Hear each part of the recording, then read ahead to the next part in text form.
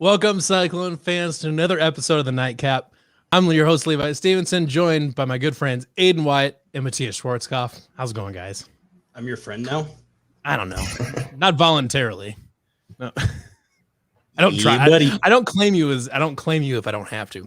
But anyways, I'm sure everybody is fully aware of our guests today.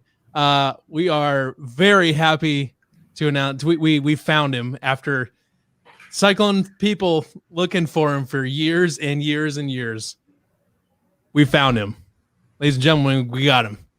But before we introduce our special guest, we have to bring in our friend from last week, former Iowa State wide receiver, Josh Lenz. My name is Jay Lenz. I'm What's up, fellas?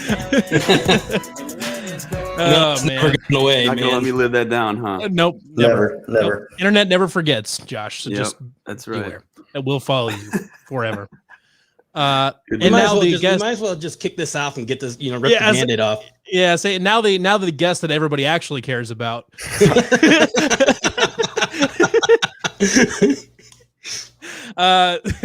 is former Iowa State quarterback and living legend Steele Jantz. Right? How's it going, Steele? What up? Good to be on. It's good to have you, man. Somebody finally found you, man. It's been a minute. Yeah, it has. It's been a decade. Literally has been a decade. Yes. So Glad to see you're still alive, my man. he's rocking the good hairdo and everything. Yeah. So I got the question. I think I can speak for all of Cyclone Nation when I ask you this question. But what's up, man? What you been up to? Well, give me a specific like so like after you left Iowa State, what's Where the hell did you go? Where did you go? 'Cause- Yeah, so I graduated the same like I was done by the last game. So when I was done with that last game, I was like I had no reason to come back, and so so I went back home, where my family lives in California, and my younger brother was kind of timed up the same time getting off with college, and so we just started working, and yeah, we just kept it moving. Like there was like the weirdest part was there was just no like break. Like I left, I drove from Memphis back home, and then I don't know, like the 2 days later I was like towing people, Oh, you working. literally drove home from Memphis. Yeah, I didn't even go. Yeah, so my last time at Ames was driving to the bowl game. Really? So it was weird, yeah, because it was like I wasn't really thinking about it. When you're like about to go somewhere and then you're not really. So I remember I was chilling, and it was like I had like 3 hours before I had to like drive south to the game, and then the realization hit me where I was like, I'm not coming back here. Like this is. It was a weird thing, and I was like, I stopped whatever I was doing, and I just started like packing. Yeah. And but yeah, that was it. That's crazy. But that I had From the bowl game. I had been through that process before, though, of just like leaving, like because I was at San Francisco before that, and that was a similar thing too. Because when you're in JUCO, you kind of just don't know where you're going until like last second. And then even before that, I was at University of Hawaii, and that was a similar transition. So I think I was just used to like being somewhere for like a year or two and then just leaving and like never going back, And because a similar thing happened.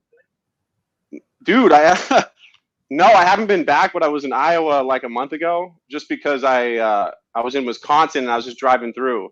And that was the first time I was back. And so I was just driving through. If you drove back, if you were in Wisconsin and drove back through Iowa, there's a very good chance you drove like 100 feet away from my house. Actually, no, because I didn't go that way. I went through I went through like Wisconsin to Sioux Falls. So I think I stayed right in Minnesota. Oh, right? So you stayed up north. Okay. Yeah, okay. Yeah. I remember I was going to cut down, but it ended up being shorter because I was just headed like west, So then I went to like Rapid City after Sioux Falls or something. Huh. But no, other than that, that was the last time. But it was weird being there because it was like, it was a little different, but in a lot of ways, it was just so like similar to what I remember, And yeah, it's just weird. It's like, it's almost like going back in time when I'm there. It's weird. Like even when I first went there, it felt like it was like in the 1980s or something, like being in Iowa. It's just weird. It's like a vortex. Like there's like no, it's just weird. It's like this vortex of time when you're in Iowa, and it's, yeah. You see like good or bad stuff. No, it's awesome. What was your first impression of Iowa when you first got here? My first impression was when I remember when I flew there for the first time, and I was looking out the window, and I flew there like the first week of January. So all I saw was just like brown and then like ice ponds, and just as far as you could see. Sure. And I was just like, I remember it was just like, wow, like people really are living out here, like in this environment. Like it was, because in the airplane it just looks like it's uninhabitable. It's just like, you know, like it's. And also on my trip, it was like it was a cold, you know, it was probably like 10 out or something. And so. Oh yeah, real cold. Yeah. Yeah. So it is pretty uninhabitable in the winter. Yeah, so yeah. You weren't that far off. No, yeah. And yeah, like everything was, the whole visit was like inside because of the weather. So sure. I mean, that's how it is living in the winter there too. You kind of you're just going from one building to the other, you know. Right. Which is different than out here, especially San Francisco. San Francisco, like the weather doesn't change at all. So it's like people are at the park all winter, you know, it doesn't ever really get cold. Yeah. So with all that being said, I guess what made you choose Iowa State then? If you come in this, just the best. I only had a few other schools interested, and it was just the best. Kansas State was interested, but other than that, it was just the best level of competition to play in, play the Big 12, you know. Yep. So I think a lot of people probably choose for that reason, where it's not so much necessarily the school, where it's just like, but where could I play like the highest level I could play, you know? And so, yeah, for me, that's why I went, you know. It was also very rushed too, because I was a mid-year guy. So I literally had like they were at my game, and then within the week I was in Iowa, and then like the next week I was living in Iowa. And like 2 weeks before that, I had never thought of Iowa. I had never thought of Iowa before. And then like 2 weeks later, I'm living there. You know, just the thought of the state had never crossed your mind. No, not really. No. Yeah. Don't blame you, honestly. So what was like? So how did you like your first Iowa winter? I mean, when you're, it's probably different if you're not like in college and on a team, but because like when you're playing football and going to school, you're just doing that the whole time anyway. Sure. So that makes the weather not really matter too much. But yeah, just seeing people like living regular lives and like going to work or whatever, like out there, it's definitely different. It was also a big adjustment because I was living in San Francisco, and before that I was living in Honolulu. And so both of those are two kind of major like urban areas. And so it was just a crazy transition to go from a lot more diverse too. There's all these differences. And then I went out there. It was just the complete opposite of like everything where I was living, you know? Yeah. But that first like winter, the training was hard. Like our program was tough. And I don't know if you remember that first winter, everyone got sick for like in February. Mm-hmm. Yeah. There was a flu that like, I remember Woody got it, and he was telling me he was like sleeping, like sitting up, because that was like the only ways he could, if he went laid back, he just couldn't breathe anymore. And yeah, I remember I had that, but like I couldn't not do the drills because I had to like prove myself, and I was like a month in, so I just remember I was like crying, like doing the workout. I was like, there was tear. Do you remember? Because what was the winter, or was it the spring training where it was like the hardest one we do? Wasn't it the winter one? Where you had to like run through every drill like over dramatically. Yep. Yeah, that one. What is that? Yeah. What was that called? Oh man, I can't remember what it's called. But yeah, it's hell for like 2 months straight. Just and Herman was on me pretty hard, and he didn't really like. He didn't really. Even if you're sick, like no one really believes that you're that sick. So he was just giving me like no sympathy. And it was just, I had to dig so deep. It was just, I mean, it stuck with me. I remember that workout more than like anything because it was just so traumatizing. Yeah, those winter workouts were a grind. We've got Corey Morrissey checking in. Oh, hell yeah. Corey, what up, man? 4 quarters. There you go. Four quarters. 4 quarters. Oh, God. That's it. Dude, it was the worst. It was so hard. When you're sick, dude, it was hard, like, not sick doing it. And just, oh, my gosh. It was so hard, yeah. Yeah, there was a lot of guys tapping out. That's, like, where a lot of guys earn their respect. So, like, what Steele was saying, like, you just had to get through it. Like, you had to pretend that you were trying as hard as you could because you genuinely were. Like, you may be going slow as hell, but as long as you were like, yeah, that's what it was. That's all that mattered. You just had to get through it. Like, I was going slow, but they could see that there was, like, I was almost crying. So they were like, they were letting it. No, they were letting it count though because I was genuinely trying as hard as I could. You know, and a lot of guys will they'll fake an injury or something. You can tell when like guys are, and it's like a way to size up new guys because you can see who's like tough and not, you know. And so it's that was probably the best thing about it, just seeing like who's for real and who's not, you know. But then you also had those like freaks that weren't tired too. Like they go through it with no problem and be like, all right, what's next? Like, all right, dude, let's chill out. Yeah, it's almost like we're gonna get in trouble just because it's like not hard enough for them. Right. Like they need to make it look harder so we don't get called back. Exactly. Yeah, I remember. Burnham was a hard one on me too. Burnham was hard in those drills too, because he was like, he used to tell me about his college when he played for Bear Bryant at Alabama. Mm-hmm. And the stuff they did was like it's illegal to do. You can't even do that. So seriously, for him, like, because that was like in the 50s, like at Alabama. So you can imagine what that like training would be like, you know. Mm-hmm. Like I'm pretty sure the coaches were allowed to have like firearms and stuff, like like legally. It was like open carry at campus. But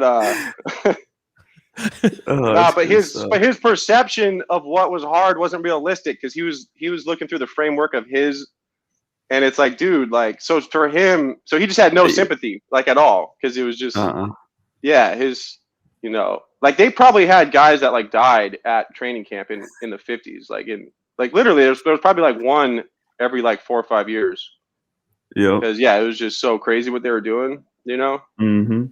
Especially in the summer down there in like August. Does this Facebook comment here, does it ring a bell to you guys, Josh and Steele? Oh yeah. I mean, it'd be every drill. I remember. Yeah. Lamont would go to like every drill and just like guys would just like make themselves throw up to feel better. Yeah, they'd be in the corner like with their finger down their throat, like just Sounds awful. Get it out of the way. This all sounds terrible. I don't even none of playing college football sounds appealing. That's the side that people don't see. You know? Are other schools doing that fourth quarters though? Like, are other people doing that? Oh yeah. All right, it's all out there. See if I'd have known to ask. I'd have asked Matt Campbell if he has his guys do fourth quarters. Yeah, I'm sure they do some form of it. It may not be called that, but there's some form of it. Yeah. And then it was like 4 quarters, but then it had like the overtime. Do you remember that? They'd be like, you think you're done, you're like, overtime, let's go on the line. Yeah. Like, God damn it. Wait, what was the worst? Was the worst drill to like? I'm trying to remember. Was it the square you had to run around? Was that the hardest one? Or the sleds kind of sucked too. Yeah. Yeah, and then at the end, one with up downs. Yeah, there was one like that we did at the very end, and then if anybody messed up, we had to start over. Do you remember that? What was that called? Like we're all lined up in like a perfect line, and then like one group will go, and they'd like point one direction, and you get to like shuffle or like do like a barrel roll, and then like go through, and then if like anybody messed up, you had to start over. Yeah, so dudes like would legit fight during that. Yeah, because somebody would mess up. Oh yeah, for sure. Yeah, if you mess up, there's like the guys are trying to like kick you off the team like on the spot. Mad drills. There it is. I'm Mad glad drills. Corey's here. Yeah, Corey's here. Corey, how does Corey? We just Josh and I like don't remember any. we should just send Corey a link and just get him in here. He's probably at home doing all this. Probably stuff just right chilling. Yeah. We've blocked this part out in our brain. Yeah, and he's actively at home doing it himself. Yeah, he's been doing them right now. Doing them, Yeah, every week.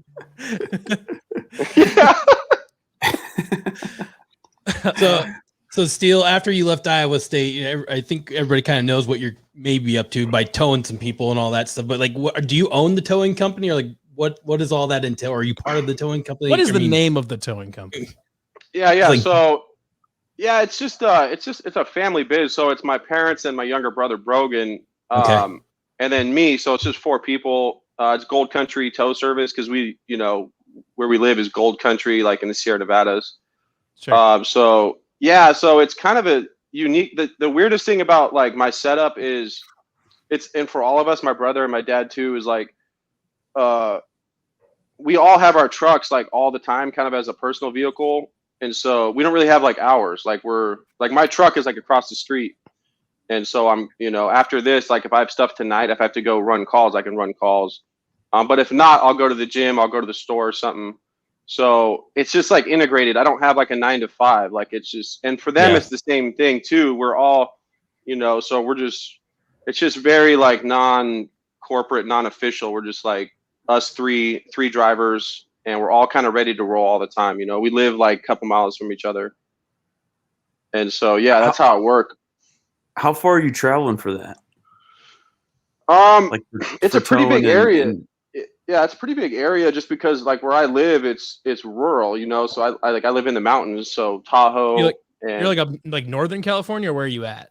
Yeah, like Northern California, but like it's California, like NorCal starts like pretty low. It's not actually like, so I'm like in the middle of California, but that's NorCal. Sure. Okay. And so I'm only an hour from Sacramento, or like I'm like 2 or 3 hours from San Francisco. So I'm just east, like up towards Nevada. I'm only an hour and a half from Reno. Oh, okay. Yeah.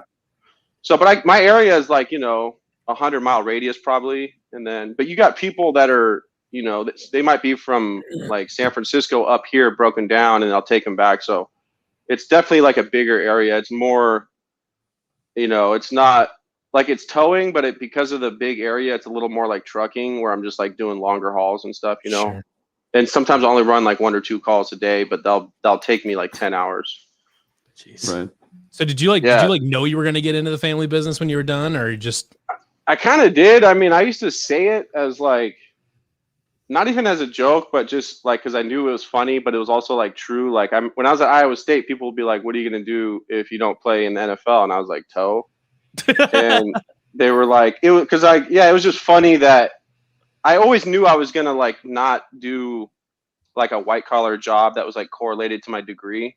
Yep. Like I knew as soon as I got out of school, and if I wasn't playing ball anymore, I was just because like the way I am, I just rather do my own thing and like just have the freedom just to like be in control, and so I always knew I was gonna kind of do something like this so that's what I did. So I kind of knew, I would say, as much as one can know, Sure.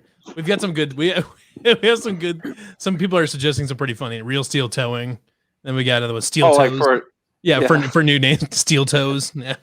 Yeah. Steel toes. I like that one. Steel toes is good. Yeah. Yeah. So you're over towing and so you're pretty much just like towing and lifting and stuff, and because it looks like you put on quite a bit of muscle since you left Iowa State too. Yeah, I mean, so really I don't do much. Like I don't do many different things. I just do the same things like every day. So yeah, if I'm not on a tow, I'll be working out or just doing errands. So I'll say like gym, laundry, tow is like what I do. Like at any given point in time, I'm doing one of those 3 things. Gym, laundry, tow. Yeah, because Jersey Shore had shirts that said gym, laundry, tan. So it made me think of it made me think of. That's great. I was thinking I should have like my shirt should be like gym, laundry, tow. You should make that shirt. Yeah. But then I was thinking it'd be funny if I just wore gym, laundry, tan, and just as the tow shirt also it was like Gold Country Tow, like gym, laundry, tan. if you want your own like gym laundry toe shirt, I can hook you up with that pretty quick if you want one of those. All right, well, we can talk about that. Yeah, we'll I don't know how many people would. I don't know if it's like known. I don't know, enough man. So people think it's funny. You'd be surprised how many people would buy it. All you gotta do is put the Steele Jantz flex on the back of it and just have that quote there, and people will buy it. Seriously, that'll sell like hotcakes. I like how. Yeah, you guys are just like thinking of like how to like make it like make money off it. We're here to exploit you, Steele. Yeah, we can't escape the capitalism here. But no. Then what was the other part of that you were saying? You were asking about? Oh, it's just kind of like what kind of the day in the life of Steele Jantz looks like, but you kind of went through that a little. Oh bit. Yeah, that's what it is. Yeah, so. Gym laundry too. Yeah, I like it. Yeah. Still, I need to get on that workout regimen. I don't think I've touched a weight in like months. And yeah, I think you could have played linebacker for us. Oh yeah. He's asking about working out. Yeah. No, I mean the pictures make it look crazier than it is, but I'm really not. You're not even I'm using really the about. You're just pulling everything. Yeah. You know, it's funny. Actually, I've heard that line like on toes where they're like, "Are you just gonna pull it up?" So yeah, but I put on I'm a little stronger, but not too crazy. You know, I was like 220, 225 back then. I'm like 225, 230 right now. So I'm the same, you know, but yeah, I just work out a lot. Just cause it's, I don't know. It's just good for me. Like not just physically, but just to have that goal, you know? And, cause like a lot of football, if you think about football, the games was only like, 5% of all the time we spent, you know? Yeah. So I think if you do things that, you know, like for me, it's just good to stay in that rhythm, you know, of like training, because the body doesn't know any different, doesn't know what I think it's just probably just because I did it for so long that it feels weird if I don't do that anymore, you know? So I don't know how Josh, you're just like not doing nothing anymore? Yeah, dude, I have 2 kids, and so I golf. That's my. What about mow the lawn? You got a riding mower or? No, I don't. I walk the lawn. I got a pair of the Monarchs. Air Monarchs. I got some Monarchs. I saw the picture. I was waiting for another picture like in use. I want to see like the grass. I want to see the green stain like around the bottom. Stain. Yeah, I'm not to that point yet. I had some old Nikes that I wore, and I retired them, and I got some new Monarchs this year, so I'm still wearing them in. So I'll keep you updated on that. Dude, those Monarchs are so sick, dude. They're so sick. Oh, man. I wasn't even surprised when I saw them. I was like, Josh would totally get those. That's right. That's right. Get those. Yeah. I'm rocking. I'm a dad, man. I gotta have them. You got it, yeah. Dude, that's a killer look though. You with the Monarchs on the mower. Yep. Yeah. Yep. Got to do. So yeah, man. So you're in Des Moines. So you got like a nice yard there, or what? Yeah, I'd like to think so. Just got it aerated yesterday. Just trying to make it look nice, you know. Yep. Like I said, that's my exercise now. Walking. Is it green out there yet? Oh yeah. Yeah. It is. Oh yeah. Yep. Mm-hmm. Okay. It was 86 degrees today. It's habitable, if you want to call it that. It is habitable, yeah. Yeah. I guess at some point we probably should ask some actual football questions. So the game that you like that kind of like started the legend of Steele Jantz was the Iowa game. What do you remember about that game, or what was kind of your what was the deal with that game, I guess? I mean, yeah, I guess it's to single out one thing. I guess I just remember like how back and forth it was, where it was just like, it was almost like we knew it was going to come down to like that someone's last drive. Like we probably knew that like in the second quarter, it just felt that way. So yeah, it just kind of got in that flow of one of those games where we were both kind of doing like, okay, and we would score. And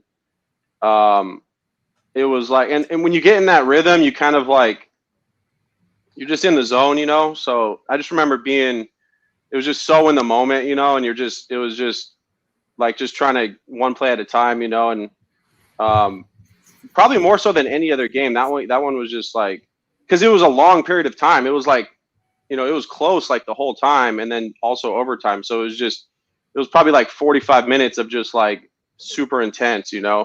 So I think everyone was just in the zone. But you know, the play in that game that doesn't get enough attention that was crazy was Darius Darks. He had this catch. It was like 3rd and like 2. Yep. And dude, he ran a slant, and we were like probably we were in the red zone. Got drilled. Is that the one he got drilled, or is it the one he had like a back shoulder catch? Dude, he caught it so like it was low and behind him, and I threw that one so hard. There was just like this dude had his arms up, and I just fit it through. And I remember when I threw it, I was just like, damn, I threw that hard. Like I threw it like a fastball. Like I didn't even see it. I threw it so hard, and it was low and away. And you know, running a slant, trying to go back and down, and on 3rd down, he snagged that. He snagged it, and yeah, I just remember. That was probably the best. Yeah, that was just. It wasn't as like glamorous as other plays, but like if you know what's up, you know like how crazy of a play he made on that catch. That was he saved me on it because I threw it behind and he saved me, and we because it would have been 4th down right there. I remember that. Steele, so as an outside, so like as somebody that's not from the state of Iowa, like so a lot of guys that were on the team, there's a lot of us that were either recruited by Iowa. And went to Iowa State, and so that's like a huge game. So, as someone that's an outsider, right, like not from the state of Iowa, I guess what was that like for you? Because I know a lot of guys, it was like, it's just another game, but then you get in that atmosphere, and you're like, oh shit, like it's just how it is. It's just a different atmosphere than some of the other games. So, I guess what was that like for you, kind of experiencing that for the first time? Yeah, I didn't. So obviously, I didn't grow up like having the same like rivalry instilled in me, so I probably didn't have the same like connection that way. But what I do remember is just seeing like, I mean, I just felt so obligated for everyone else, that like, so it made me just seeing how big it was enough for me just to just for the guys, so I just remember wanting to win it just for everyone, and yeah, so it was. I wouldn't say it wasn't less big for me. I think it was just different in a different way. It was just more personal with the guys around me, than like a lifelong thing that I thought about. Yep.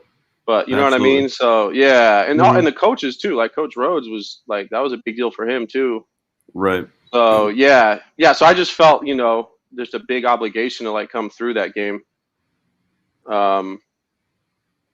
No, yeah, that was sick. I mean, that seemed like a pretty common theme for guys that guys that were coming from California and Florida and Texas. Yeah, and that thing. It's just it was still obviously a big game, but it just wasn't to the level. But I feel like once you get into it and you have that atmosphere, it's kind of like, oh shit, okay, yeah, and you kind of just band together. No, you definitely and you definitely adopt it. Like I do remember feeling like Iowa felt different than other teams, so I even though I was new, I was still like adopted that mentality that like this was like a big rivalry game, Yep.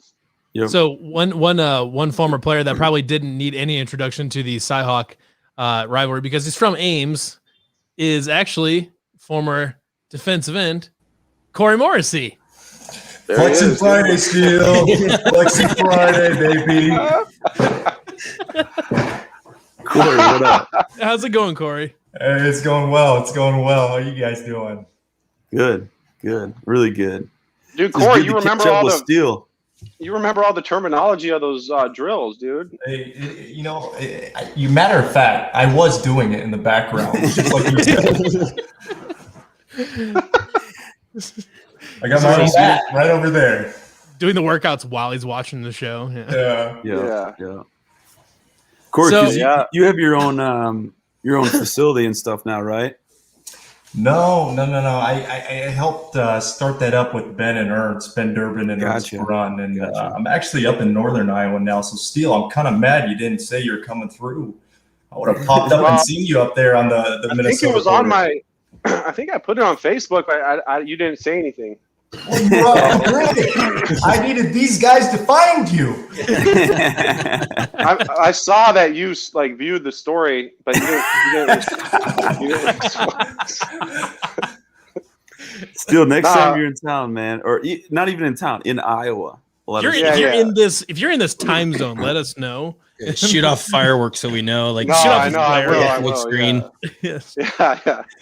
It was also like snowing, and I was driving like a truck that wasn't like maneuverable, so I was just trying to keep it on the main roads.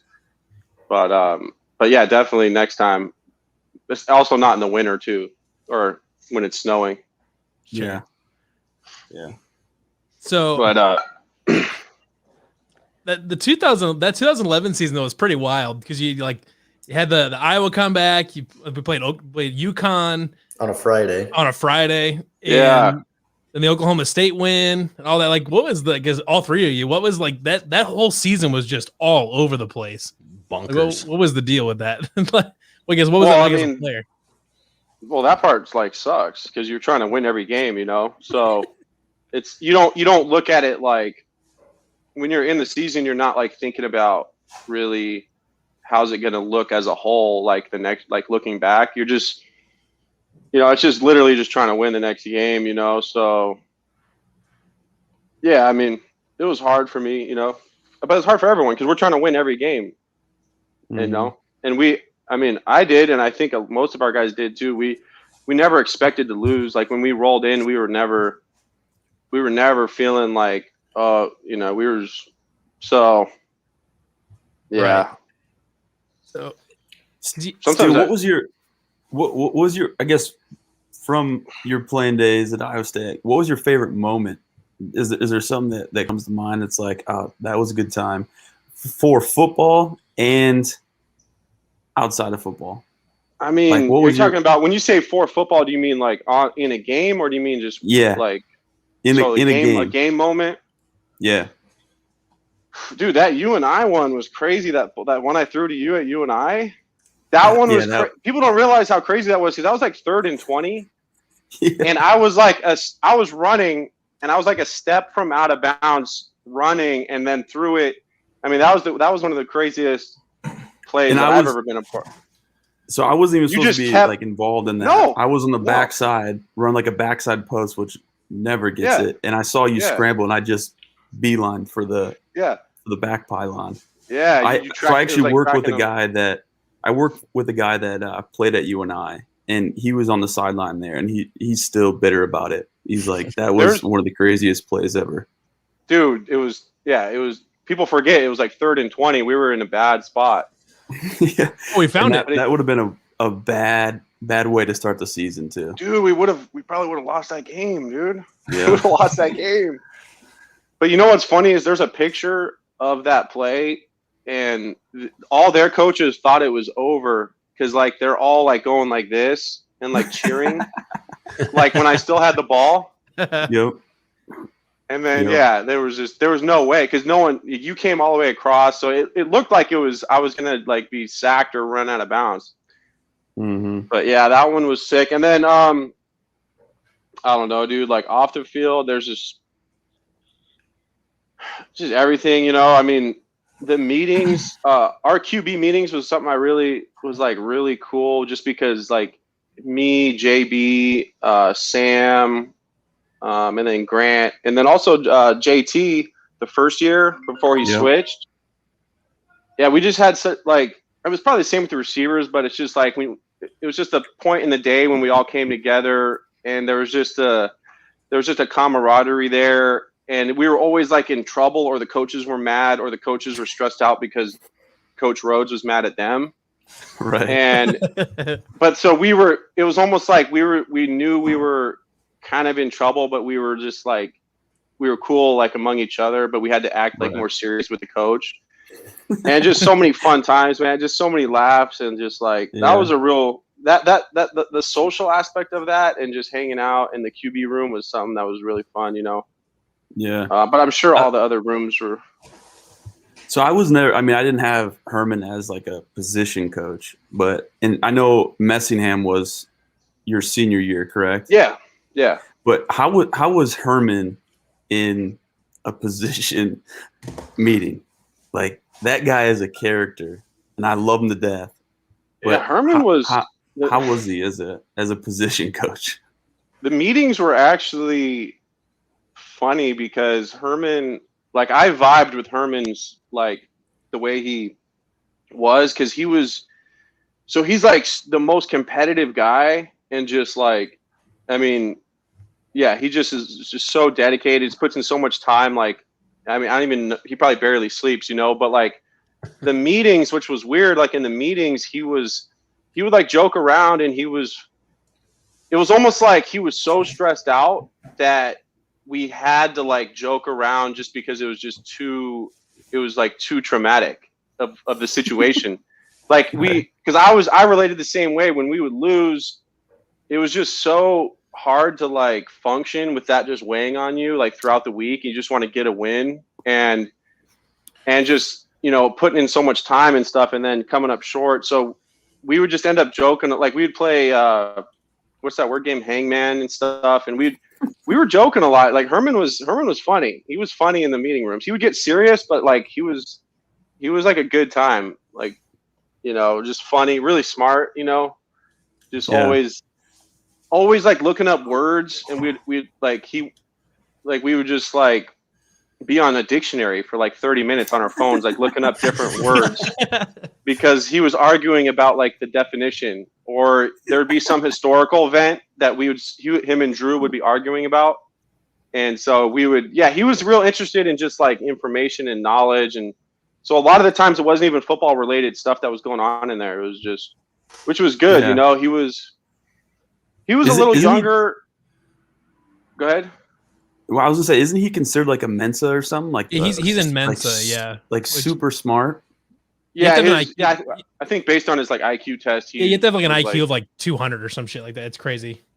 No, he's like really, his cognitive function is like really high. Like, I don't know how you like judge it, but I do know that he had like a high IQ score, and you have to be in the 98th percentile for a standardized IQ to be a Mensa member. But like, he would be bothered about not knowing like arbitrary things. Like, he would look up like how many jet ski accidents were there last year. Like, if he didn't know that, we would have to like Google it and just look up the most random things, and then that would lead to something else, But the funny thing is, I'm kind of like that too. So him and I we would just be doing this, and then JB and Tiller are just like, bro, what are we doing in here? Like, these guys are. Like, we would just get like into other stuff, So it was funny. But we need that though. You need that. We have a weird connection though, because his college that he went to, that he played receiver at, that's where I grew up there nearby. And I was in an orchestra, a youth orchestra. I played the flute.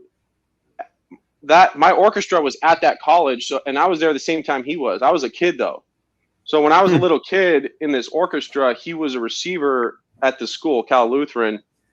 And so it was a weird connection coming back, playing for him when like 10 or 15 years before, I was like at the same school he was in Southern California.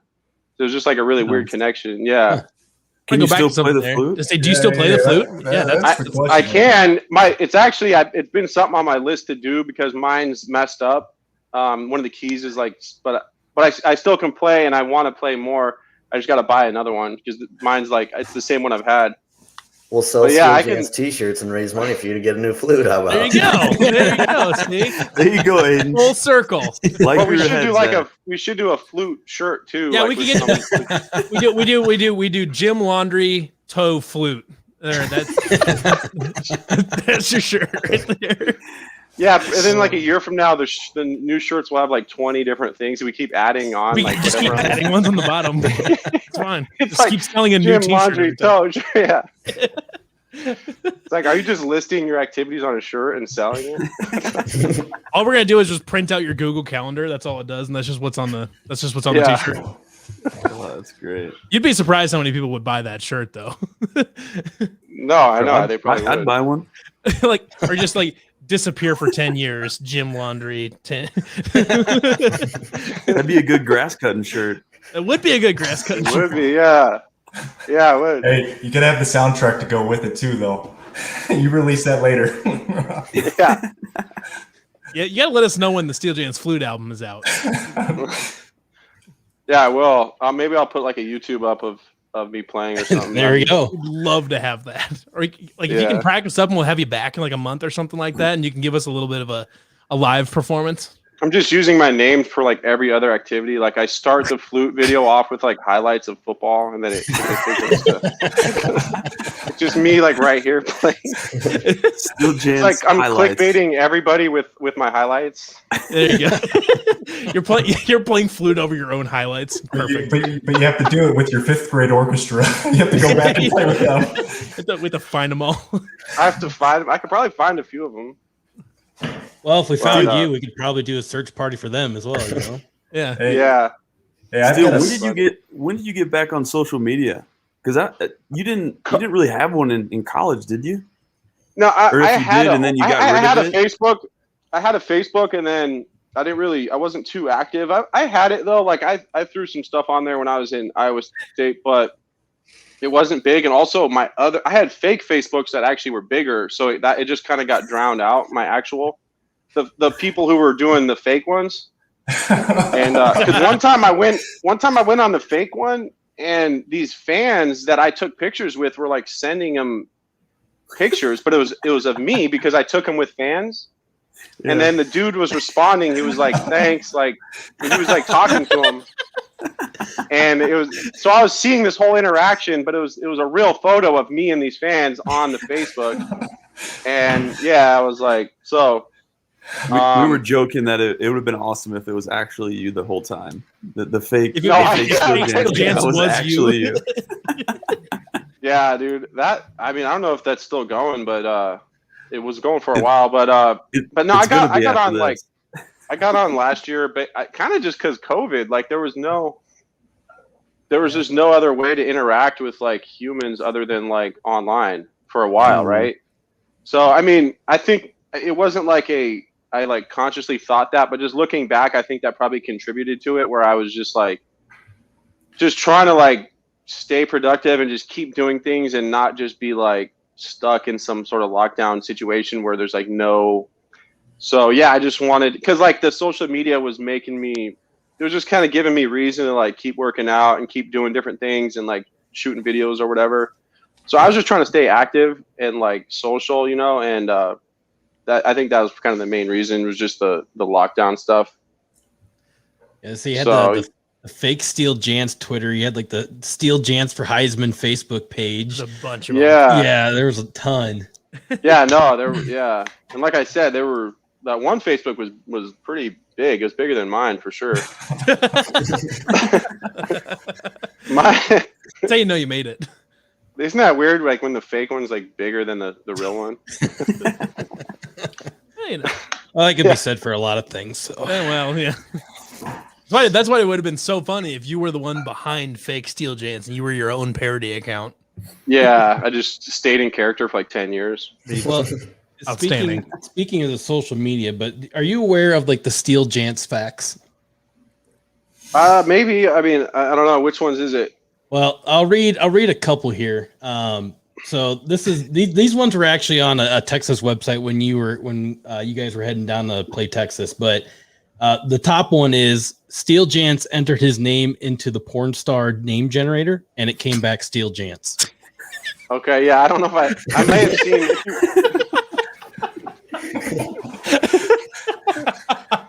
I may have seen that one before. Steele Jantz farts magic tornadoes. I don't think I've seen that one.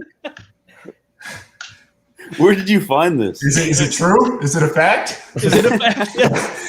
No, I mean, I don't even know what that is. Like, definitionally. Basically, like Chuck Norris facts. Yeah. I've seen basically like a parody on that. Yeah. Yeah. So like people are like taking those and like entering your name, or they just created some like, what is it? Steele Jantz already won the Iowa primary in both caucuses. Yeah. Yeah, that was the Texas one you were talking about, right? Yeah. It was on some, The Texas side made that one. Yeah, I saw that one. Yeah, Texas seemed to have a weird. I had like a Texas fan base, which was weird. Like all the Like one time the coach was like, he took me aside like after a game, and he was just saying like, it was like their defensive coordinator, but he was just saying he was all about me. And then like the next year I got invited to this like senior like bowl game thing. I didn't go to it. Aaron Horn went to it, but the reason I got invited was because the Texas guy, the defensive coordinator, like put me on with the other guy who was running it. So I was like, oh, that's weird. Like those guys are like kind of pulling for me. Like there's like a small faction of people down there. It was weird. You mentioned Aaron. You mentioned Aaron Horn. Was it nice having a former teammate with, or well, not a former, but a teammate go with you? Yeah, were you involved in getting him there, or? Yeah, for sure. Like I would say I was instrumental in it, just in the fact that they asked if we had anyone, because I guess we lost that guy. Like, what's his name? CJ Johnson or something? Yeah, the receiver. Something like that. Yeah, that sounds right. Yeah, he was number 2. Cedric Johnson. Yeah. Cedric Johnson. I guess I don't know if when he left, if it was like whatever the circumstances. I was like in the office with Rhodes, and we were watching my highlight thing, but it was showing a lot of Aaron. And then they were like, yeah, let's get him out here. And then, so what was funny was then he flew out like a week later, and I was his host, but I had only been there for 2 weeks. So like, where are the good places eating? You're like, I don't know. Yeah. So yeah. And what's weird is I was with the other like seniors who had other kids on visit, and they didn't know I knew Aaron, like AJ Klein and these other guys that were hosting as well. And they were like, damn, they got you hosting already?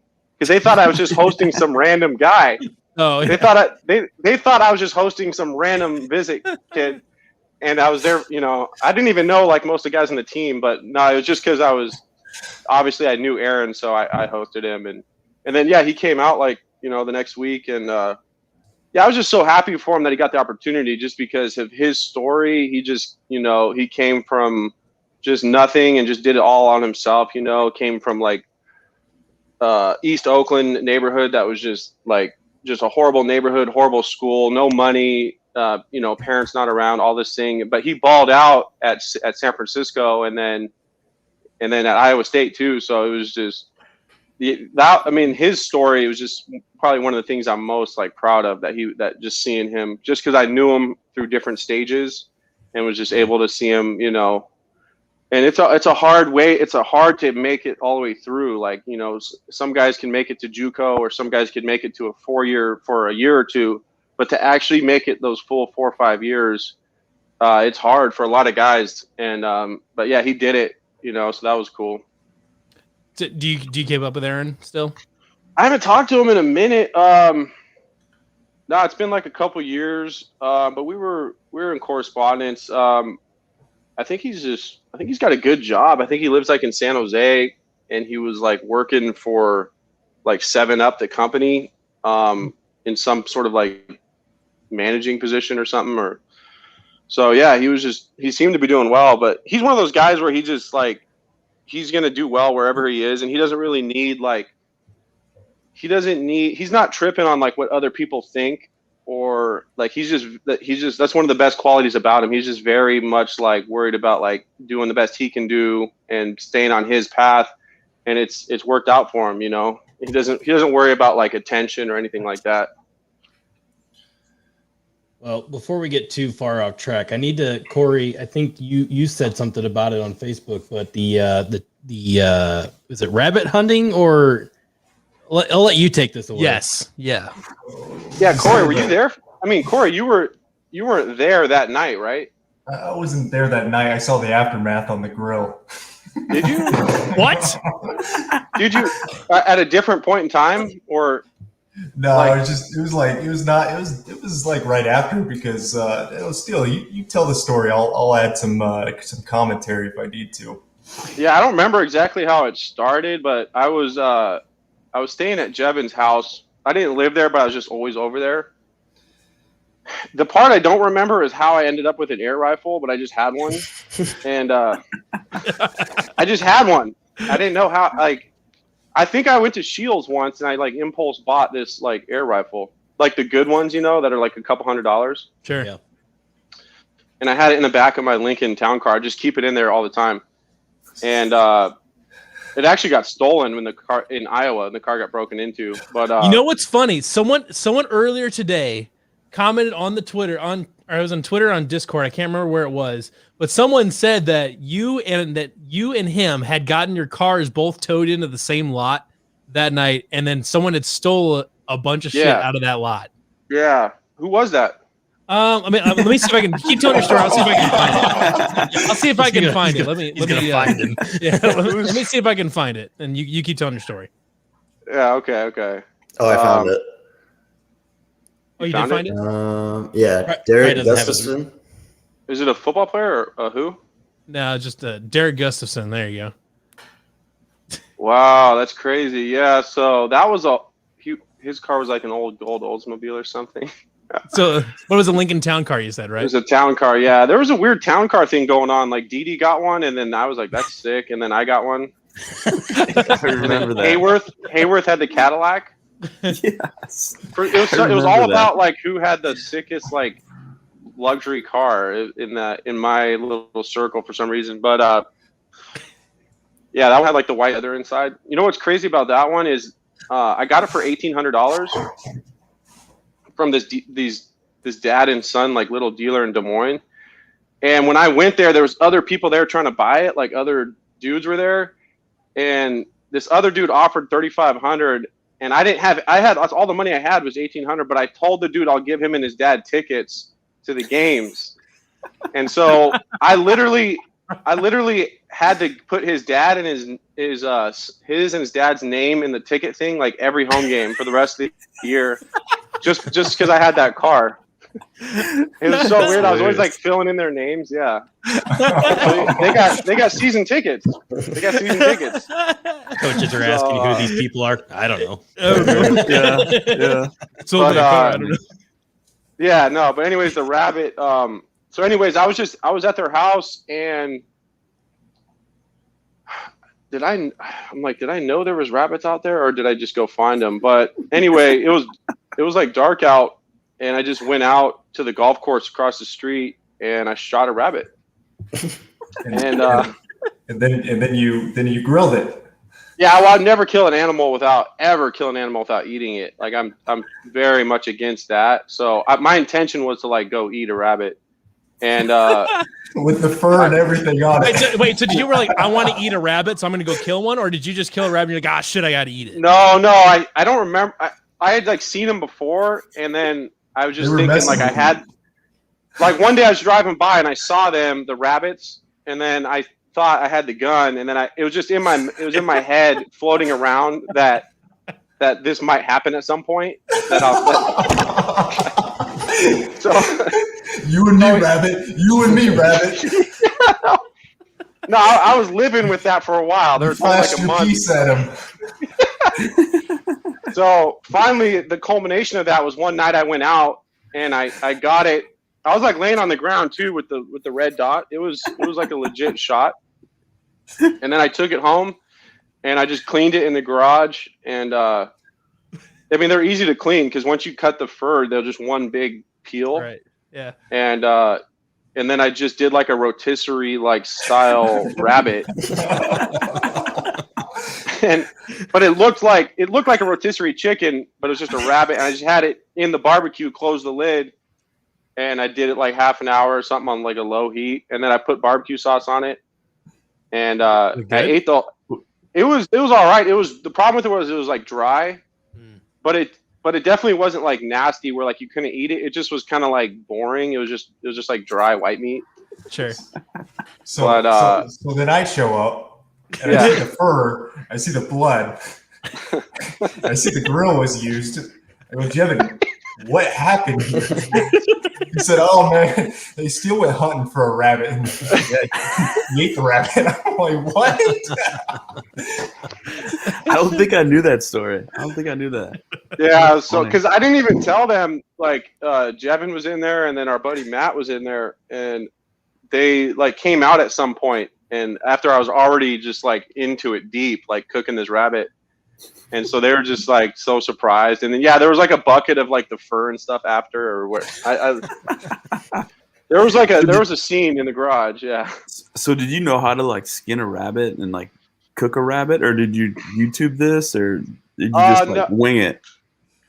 No, I winged it, but I mean, we all know. I mean, it's pretty like it doesn't take much to figure it out. Like I said, I've probably seen it on like a show or something where you just peel back the whole fur. So it did like exactly what like you would think it would do, you know.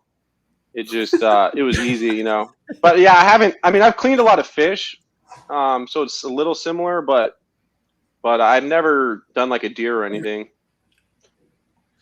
Oh, you can add. See, awesome. Now you can add hunt to the bottom of our T-shirt, so it's Jim Laundry Toe Flute Hunt. Yeah. It's gonna be a really wordy T-shirt here pretty quick. Yeah, the flute really throws everything off in there. Yeah, it's like the flute changes the vibe of the shirt. It's all so masculine, and then it's like flute. Hey, you know, it's like Jim Hunt flute. You know, that's how you serenade the rabbits. You get the flute, you get a nice little tune going. It's kind of necessary at this point. It would feel almost excessively masculine if you didn't have. I was Pied Piper in a play once. That was the Rats. I don't know if you know the musical. Yeah. But the Pied Piper comes and his music is what allows all the mice or rats to leave the town. Right. Yeah. So in the play, I had to like come walking in, like playing as I was walking in, and then that was like the end of the play where I come in. I have some experience with the flute, like real, you know, I've been seen playing the flute. I love this comedy. He's more Iowan than he thinks. Yeah, no, yeah. So that's my brother actually. He's at Iowa State right now. There you go. Oh, is it? Shout out to him. Yeah. Oh, okay. Oh, sick. He said he was going to tune in tonight. Legit. He was probably, man. Did I meet him? He have been? I'm sure you have. But it was, I mean, he would have been young when we were playing too. Yeah, he was like a little kid. Yeah, he would have been like 9 or 10. Yeah. 9, 10, 11. Yeah. So here's a good fan question. How do you, like, when you see the program right now, what's your thoughts on the program right now? Oh man, it's amazing. Like I'm so happy for them, and just because just the best people, you know, like the most deserving. So yeah, it's just awesome seeing that, you know, and really for the first time, like a sustained level of success where it's not, you don't have to be scared after every like win because it's not going to last. So, yeah, it's just so awesome, you know. It's the longer, I just hope it lasts. I think it's probably gone long enough though, where even if it comes to a change, like if the success doesn't last, there's been a permanent, I think, like expectation change. At least from the outside, it feels like that. And like I know, like out here in California, like Iowa State's definitely more on the map than it was like back in the day. Like out here for people who aren't even like big fans of college football, but it's definitely more on the map and it's like in the conversation more. So yeah, that's just awesome, you know. And like all my family and stuff, we're all fans, and so hopefully it just continues. Hey, Steele, we're gonna get you to a game this year. Yeah, that'd be awesome. We play in Las Vegas. We play in Las Vegas. Are we? Did you go? Oh, did we play in Las Vegas this year? Yeah. Yeah. First game or? Second third game. Yeah, third game. Yeah. Okay. It's like September 20th, I think. Does that sound right? Josh, do you go to games? Like last year, did you go? How many? Last year I didn't, just for all the COVID stuff. Right. The year before that, I go to a couple a year. Do you go sideline? If I can, if I reach out and I can get some. Well, that's what what do you mean if you can? Of course you can, right? Aren't you like? I guarantee if you showed up, I'm pretty sure Matt Kane would probably be able to find a sideline pass for you. Yeah. There's been a couple comments that are requesting you to show up for the Iowa we've gotten a lot of comments saying that you need to go to an Iowa State game here pretty quick. Yeah, I should go. I'm thinking like if I just walked in, like if I'm just like, hey, like introduce myself, I just know, because no one would know me like in the you know, so it's precise. Like if we have like a party in like if we have our own like party in Las Vegas, like if you just showed up and people are like, Well, I think it'd be kind of fun to put a GoPro on his head and send him into the Iowa State facility right now. I'm like, hey, I'm Steele Jantz, and I'm here to watch the game and see what happens. That'd be awesome. No, but that's what I'd be like, could I get a ticket or whatever I need to do to go to the game? So I don't know. I mean, I was talking to like Ernst Brunn a while ago, and he was saying it's a little different. He was there like a year ago or something, and he was just saying just the personnel change. It's not like you can roll in and they really know or care. So that's why I was wondering. But I figured, Lenz, like you're such a household name in the state. Like you're not just like a transfer from, you know what I mean? Yeah. No, if I mean, there's still a few people like in the front office that I can reach out to and do some stuff like that. But and I still try to keep up with Jamie too, stay in touch with him. Yeah. So, yeah, I mean, I've met some of the coaches and whatnot, but yeah, I mean, it is different obviously because it's just not the same staff. Yeah. Yeah. But I mean, they're really good about wanting guys to come back and be involved in the program and stuff like that. So. It's a good group. Someone says, ask the guy that sold you the Lincoln, see if he can get you a pass. Yeah, see if he can give me see if I can get some tickets to the game. Yeah, he can reciprocate. Yeah. Yeah, if you were at a home game and they showed you in the Jumbotron, the whole crowd would go crazy. Yeah. 100%. Yeah, that'd be funny. Especially at Iowa, that'd be tight. We have a comment from here that says your sis and your nieces say hi. From Wild Mustang Warehouse. Oh yeah, that's my my younger brother's wife. So it's my sister-in-law. There you go. Oh, nice. Yeah. There you go. Anyways, continue. But I don't know what we were saying. No, sorry. Still, I think one of my favorite Steele memories is I think it was 2012, and we were 3-0. And there'd be a lot of guys that would go out and stuff and celebrate the wins and everything and try to talk to girls. Well, Steele, if you just hung around Steele, you could play Call of Duty until 2 a.m. Then go stand out by a super dog and just stand by him, and all the girls would come to you. That was the best part. So I think they'll know who you are. And when you get on that Jumbotron, it'll be pretty cool. Yeah, that'd be cool. Yeah, I was just gonna roll in and like go straight to the weight room and just start working out until someone stops me. And to be like as a joke, but then I like maybe they really would get mad. I don't know. Like because like nobody is there. Like they may not know who you are, so like you probably would get stopped.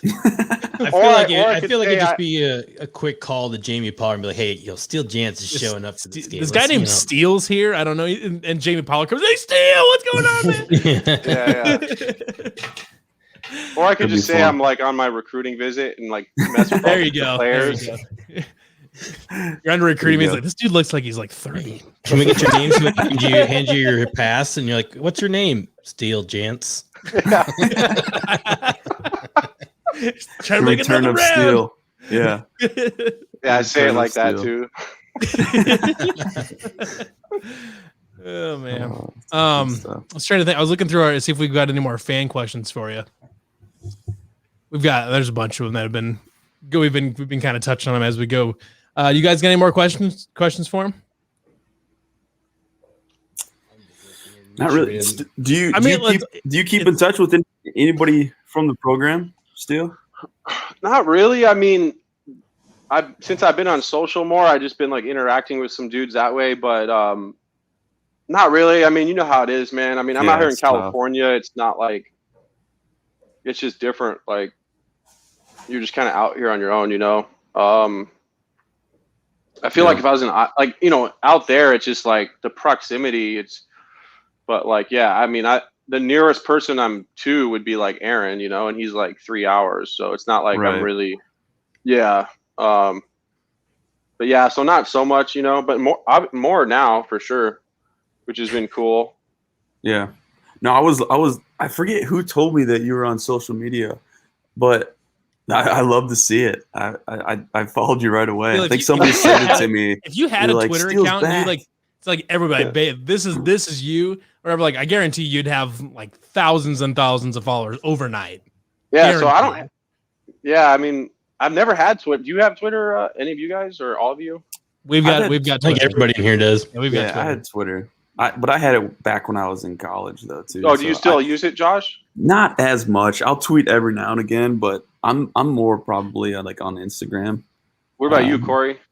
Yeah, I use Twitter some, but like, what would I need it? What would I use it for? Inspirational quotes, man. You dished out so much Just on tweet this. whatever Yeah, you're inspirational thinking. Whatever you're thinking, just put it on the Twitter. That is Okay. literally what Twitter is. You just if you think it, you tweet it, and that's Yeah. it takes off from there. All right. Do a daily lift. There you go. Your lifting quotes. Just some sort of Yeah, motivation. I mean, yeah. I mean, the motivational quotes. I think we have like enough of that online already. You know, so it's like that's probably fair. That's probably fair. you know.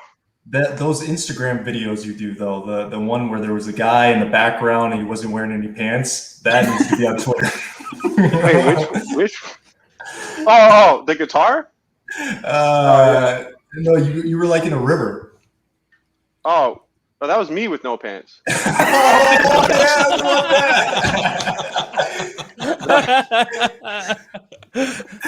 Oh, that's great. Yeah. Wait. OnlyFans. Yeah. Steele Jantz Twitter, you just go OnlyFans straight to OnlyFans. breaks the damn. Yeah, internet. I feel like that's kind of a sellout move. Here's a good one. Do you have any crazy towing stories? Craziest Oh, towing yeah. situation. Oh, dude. Give us a good towing story. Oh man, I mean,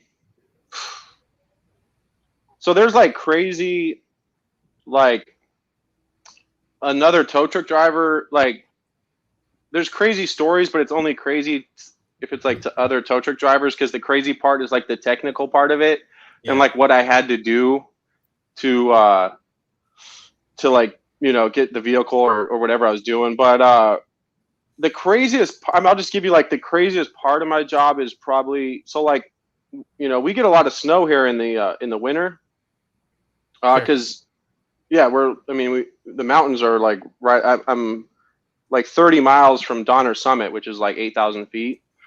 And because we're so close to the Pacific, we actually get more snow here than like anywhere else. It just melts here because it's warmer, but like we'll get 40 feet or 50 feet in the mountains.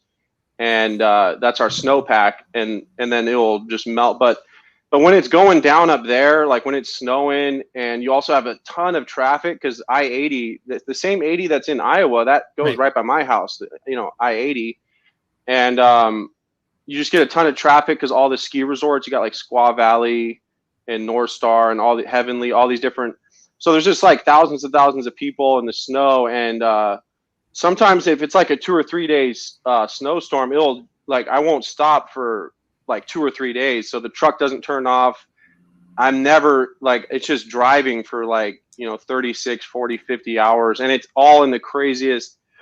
I mean, it's like, it's literally like a movie condition where it's a complete whiteout. You can't see, you're just going down some crazy hill. You got people, you know, with you that got stuck. And so that is, but what's weird is that part of the job is kind of like my favorite part too. I think it's just because like the adrenaline and it's such a real moment just because it's so dangerous that it just, I don't know, I like it. It just kind of like keeps things from being boring, I guess, you know. Sure. What's the craziest thing you've towed?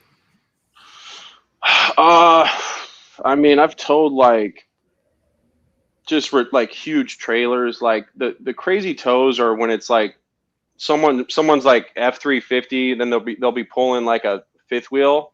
But you've seen the fifth wheels these days, they're like huge. They're like 35 feet, and the trucks can haul like 20,000 behind them. So when you get like a truck you got to tow, you got to disconnect it, load the truck up, and then you got to haul the fifth wheel behind you. But when it's all said and done, you're like 70 feet long, you know, and you got to drive it wherever. And usually where I'm at, that's like down some crazy mountain grades and stuff like that. So yeah, the stuff like that's always the craziest, just like the bigger trailers and stuff like that. Nice. Nutty. Nice. So if do you guys have any more questions for Steele? Corey, you got any more questions, Corey? Yeah, Corey. Let's see. Dude, Who would win in an arm wrestling contest between Corey and Steele? Corey? Let's bring it back. And we'll do that when you come to Iowa. We'll do an arm wrestling contest. No, I have no chance. Your arms are like concrete. I'm a quarterback.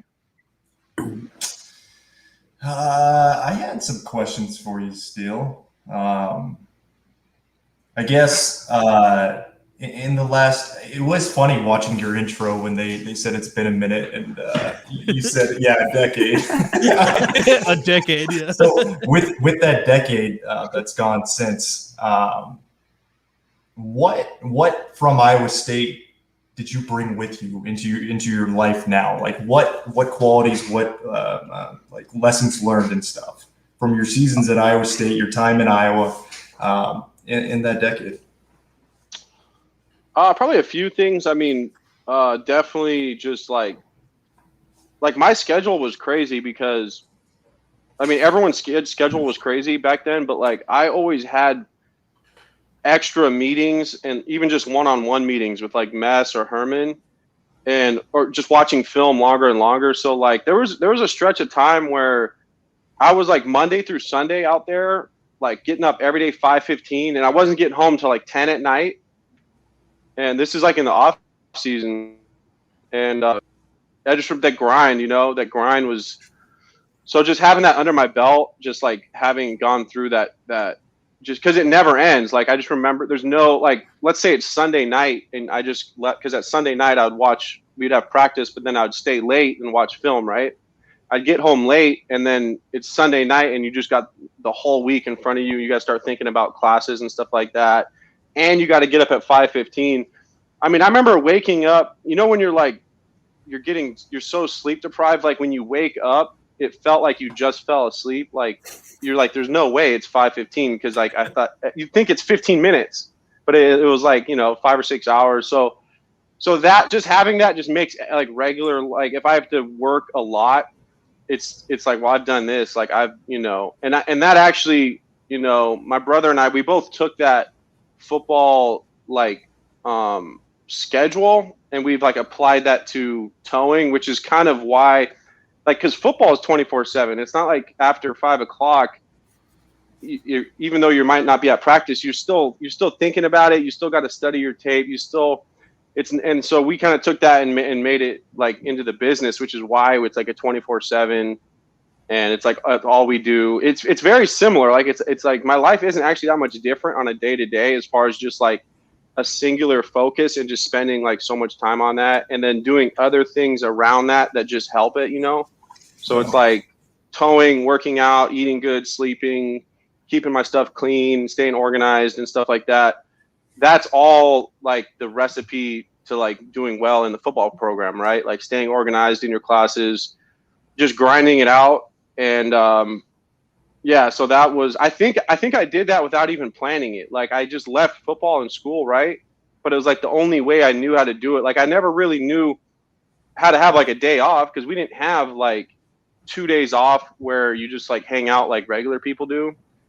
The off day was always like we had to go like recovery, or we had to go do this or whatever. So just applying like that crazy schedule to like regular life, and which has been good, So I think just that doing that many hours makes like other stuff seem easier. You know what I mean? Yeah, definitely. I agree. Yeah. Well, I miss you, Steele. I miss you, Josh, too. I miss you too, man. Yeah. It's been too long. Dude, I know. Been too long. I'm glad we can catch up for a bit. Yeah, for sure. I'm digging your house, Corey. You got like it's like old school. You got like the brass. Yeah, man. Like, 1927. I like it. It's almost like like an old castle or something. Yeah, where are you at where are you at now, Corey? I'm in Hampton, Iowa. Hampton, there you go. Yeah. So the house was built in 27? Yeah, 1927. That's interesting. It doesn't look that old. I was thinking like 70s, but yeah. Because the interior is like a 70s decor. Well, but the brass, I'm assuming, is that a bed frame? No. That's a staircase that goes up. So actually, it's railing. Okay. Yeah, okay. it's railing right there. Let's turn this into like Corey's MTV Cribs. Yeah. Can we get Corey Cribs? Hey, no, I showed you my. I sent you that video of my backyard and everything when it was snowing that one day. Yeah, you did. Yeah, no, I like this house. I like it up here in Hampton. You'll come up here when you come to Iowa this fall. Where's Hampton? We're just an hour north of Ames.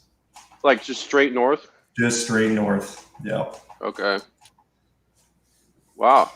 It's all pretty accessible if you make your way back, Steele. Yeah, I know. Yeah, what is that? I'm feeling you have to bounce around quite a bit. You'll be getting pulled in all sorts of directions. You had too many people to visit. Yeah. Need to hire security. No, yeah, I'd have to do like a kind of like an Iowa lap and try and just take as many, like a NASCAR or like an IndyCar track around the state and figure out. Just bring the truck and you can just do some towing while you're out here. Hey, man, there you go. There you go. I mean, my truck is actually from Iowa, which is weird, but the original owner was in Iowa. So that's its home. Yeah, it's weird. Did you promise him season tickets to get it, or? No. Steele's just peddling season tickets to get all of his vehicles. Yeah, Corey's like, "What did you take with you from football?" I'm like, giving season tickets to get ahead in life. Well, I know you left all your stuff at the Grove Apartments when you left. I did. It was like a free-for-all when you left, man. It was like, man, Steele left all his stuff. Yeah, like at the hotel in Memphis, I was like giving other guys like my gear and stuff. But just got too much. You were just out. I had his pots and pans.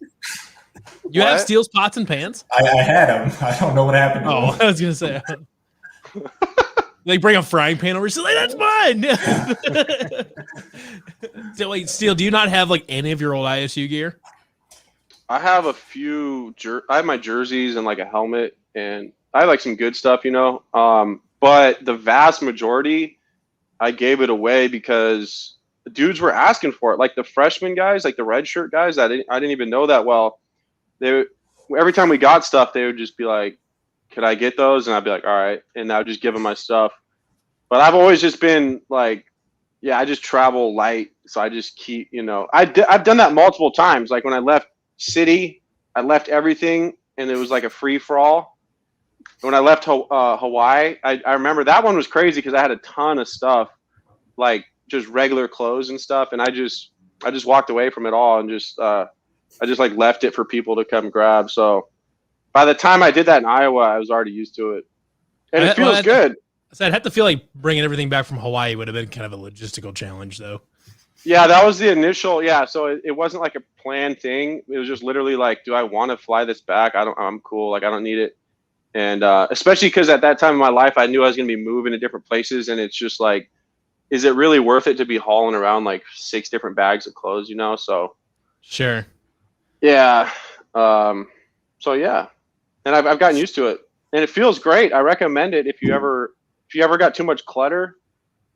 When in doubt, just get rid of it. If you're ever on the fence, just move across country. Just leave it. Just leave it. Yeah, don't get rid of it. You just leave yourself. If you're ever feeling heavy, you leave your stuff. You disappear for a decade, and then you show up on YouTube someplace, and you can be just fine. Leave your stuff. Like, are you going to get rid of that? No, I'm just going to leave. I'm getting rid of me. I'm getting rid of me. Yeah. I actually do have one more question, though. Or personally, I have one more question. I don't know if Corey's got any more.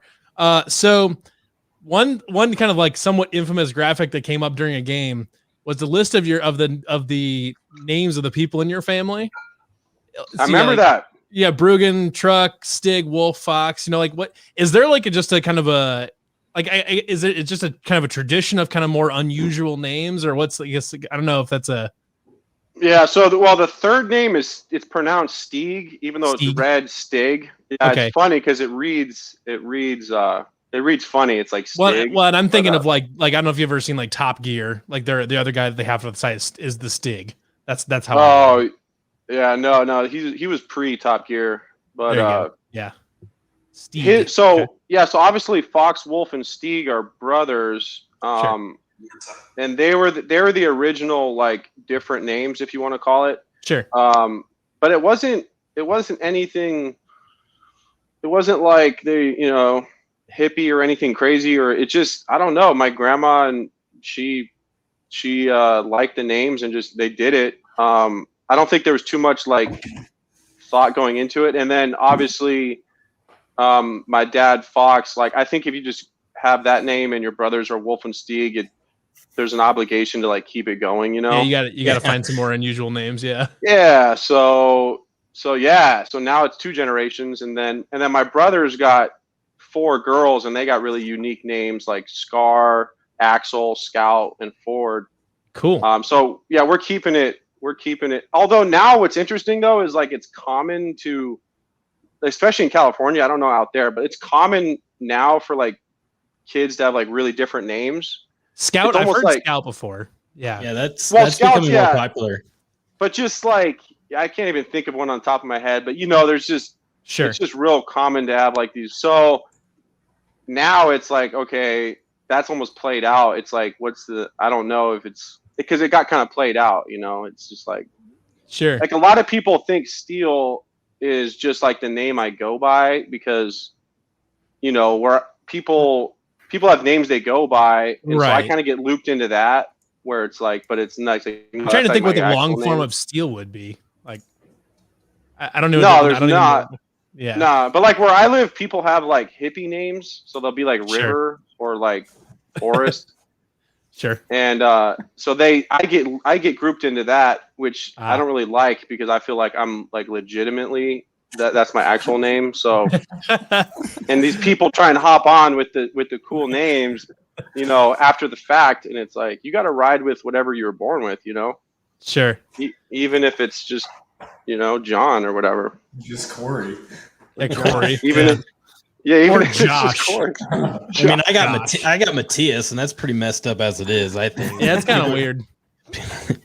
Well, it's weird because the church in my town is St. Matthias, but it's spelled the same way. Well, yeah, I know a Matthias spelled the same way too. Yeah, it's the English pronunciation. So I go by the German pronunciation. So it's like is Matthias? Fancy. Yep, Matthias. Yep. So I get called Matthias regularly, like daily. Yeah. Matthias Fartscoff. That's right. All right. So I guess if you guys don't have any more questions, Corey, do you got any more questions for Steele? I don't got any more. Not All right. yet. So Steele, are you a trivia buff? I wouldn't say I'm a buff, no, but I'm down to what do you got? Okay, because Aidan is a child, literally born in 2001. Wow. That's yes. a great year. Wow. What a great year. 2001. So we have our own little segment here where it's called Aidan versus the 90s, where he guesses trivia from the 90s. And if he gets it wrong, you guys can all take a stab at it. All right. Let's do it. See how Aidan does. All right. We're going to do our weekly segment, Aidan versus the 90s. I love it. All right. So this is, I don't know, this might be fairly. Okay, so in the 1990s, obviously the Chicago Bulls won 6 NBA championships. 3 other teams won a title in the 90s. Who were the other 3? Rockets were one. Yep. Come on, you got this. Jazz didn't. Sonics didn't. Pistons. Pistons. Jazz didn't. Nope. They were in the finals, but they didn't win it. Pistons were a second one. Yep. Rockets and Pistons. Who is the third one? And let's see. I feel like you should know this if you watch the Jordan documentary. Yeah. Can't think of the third, and it's gonna make me mad when I figure it out. Wouldn't expect anything less from a Mitchell Trubisky fan. Hey, you zip it.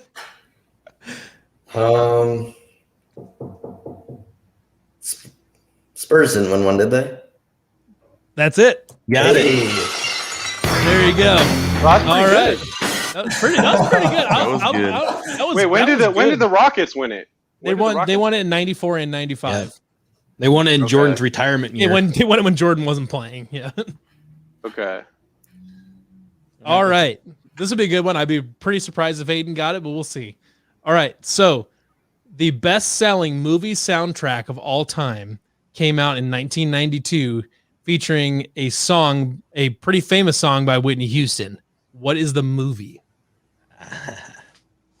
Hit me up. I got this. Throw me a lob, dude. So you're getting this last then, Matthias. So it is the best-selling movie soundtrack of all time. I feel like I've heard this before, but I can't think of what it is. You've heard the song, but what's the movie? You've heard the song. No. I mean, like I've heard of this stat before or whatever. Sure. Yep. What year did Dirty Dancing come out? Is that 80s or is that 90s? It doesn't even matter because it's not Dirty Dancing. Okay, well, that's not my guess. That's good.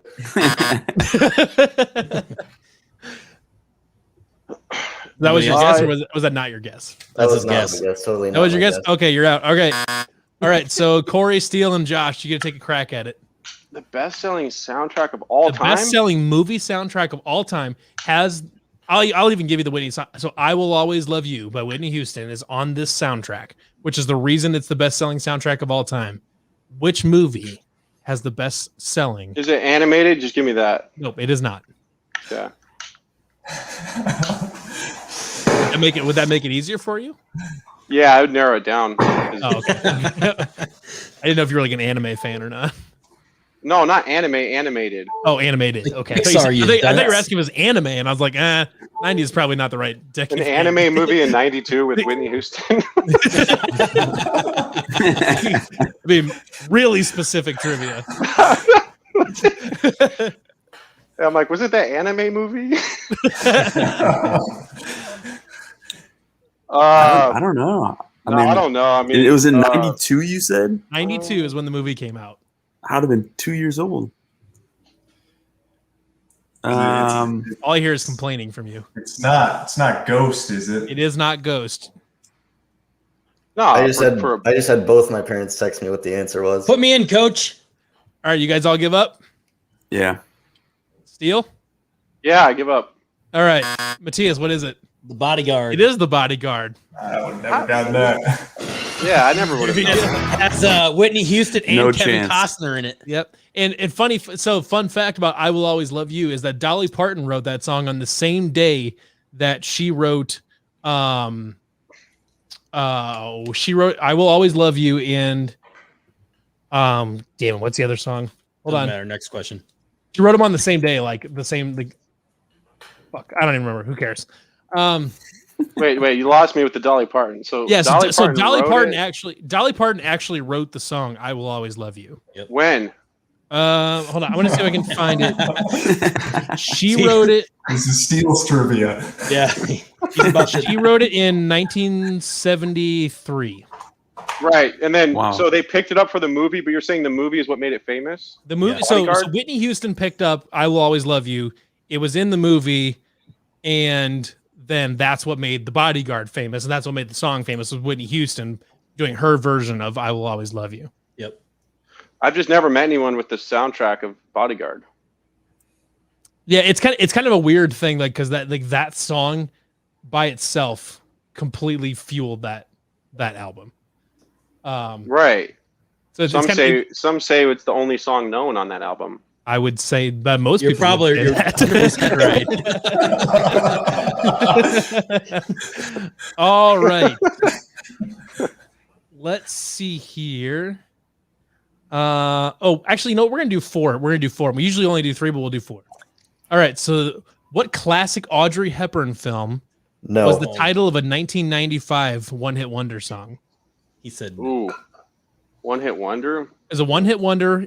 I'll even give it. It was kind of a rocky pop song, and it's the same. It shares a name, and it was named after an Audrey Hepburn film.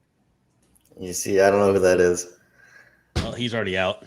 An Audrey Hepburn. Sorry, I said Aubrey. It is. It's Audrey. a 95 one-hit wonder, meaning was it number 1 in 95 at some point? I don't know if it was number 1, but it's kind of like it's a very famous song that was from a band that only really had one famous song.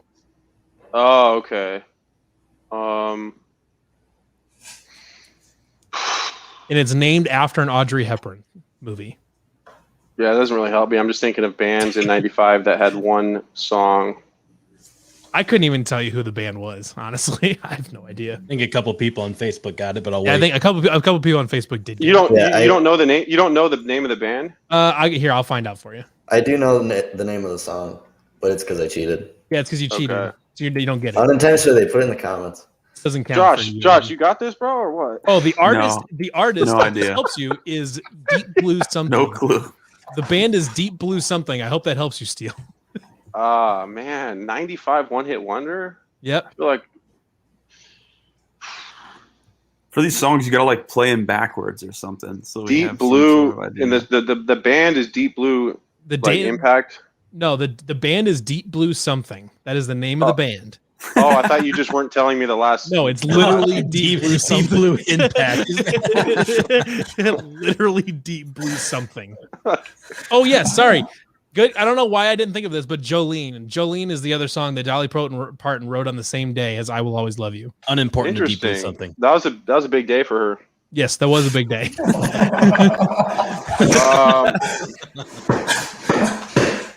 Yeah, I don't know. I mean, The answer. Go ahead. The answer is Breakfast at Tiffany's. This is gonna ruin my average. That came. Oh, the okay. fourth Yeah, I know question. that song. And I said, Your average is shot, Aidan. You're toast. How can These I are bat pretty 300? tough. I can still bat 300. All right. this is final one, Aidan. Okay. Well, I had this one. This one's probably excessively difficult. I'm not gonna do that one. It's which Spice Girls member was not an original band member. You're never gonna get that one. It's Baby Spice. Don't even worry about it. That's probably not difficult. I just don't know much about Spice Girls. Yeah, I don't think anybody Yeah, I'm does. still here. Which popular, probably one of the most popular grunge songs of the 90s was named after a brand of deodorant? What song? kind of It's a grunge song from the 90s that was named after a brand of deodorant.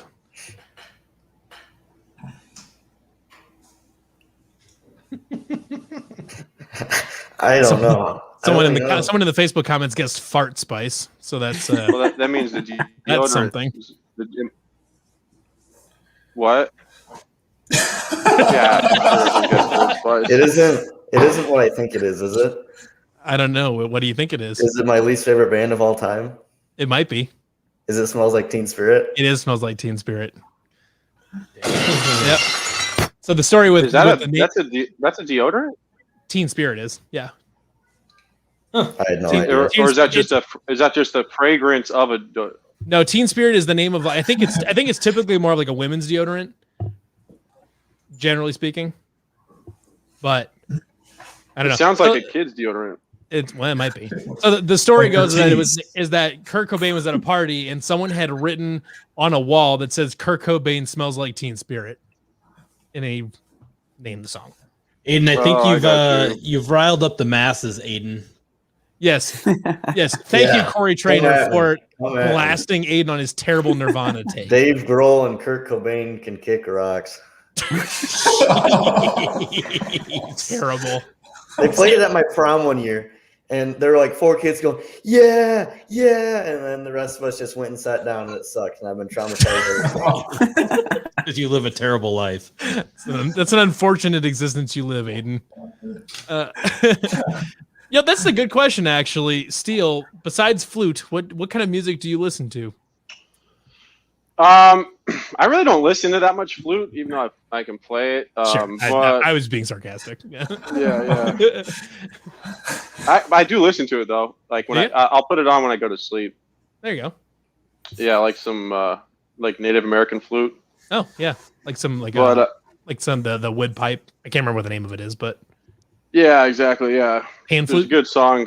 There's a song called "Wind Spirit." If you're ever looking for a good flute to kind of like get you into the flute music, that's a good one. Sure, there you go. But yeah, man, I listen to it all. You know, like I like I kind of grew up on like the old '70s stuff, '80s stuff, classic rock stuff like that. I'm not too big on like rock and roll. I'm more big on like just lighter rock and I just like all the old classic stuff, you know. And then yeah, as far as like new stuff, I'm pretty pretty all around. Like I've been on like a country binge lately. Really? Yeah, I wouldn't have pegged you for a country person. Yeah, no, I got some country in me for sure. Who's your favorite country artist Of all time? I don't know. Just in general. I don't know about all time, but just lately, right lately now. I've been. I don't know if this guy's not that big, but lately I've been listening to a lot of Charlie Crockett. He's like kind of just came on this last year. Sure. But I like because his style is like kind of like a '60s country style. Sure. But other than that, I listen to like the old country stuff, all the good stuff. But yeah, my taste is pretty eclectic, I would say. I mean, people. It's funny because that's like a cliche question if you go on like a date, right? Sure. Like what kind of music? Yeah. And it's like everybody says everything, right? Sure. Doesn't everyone just say everything? Everyone says everything, but nobody So listens true. to everything. But like, well, yeah, no, I know, but I mean, I don't know if anyone is anyone just specifically like I only listen to this. I don't know. Maybe I've never seen anybody answer that question with, "Oh, I listen to pop" or something like that. Yeah, well, because it's a tough. You know what's a tough question? I've analyzed this question before. If you're too specific and you name an artist, then it makes it seem like that art. Yeah, I like Sturgill Simpson.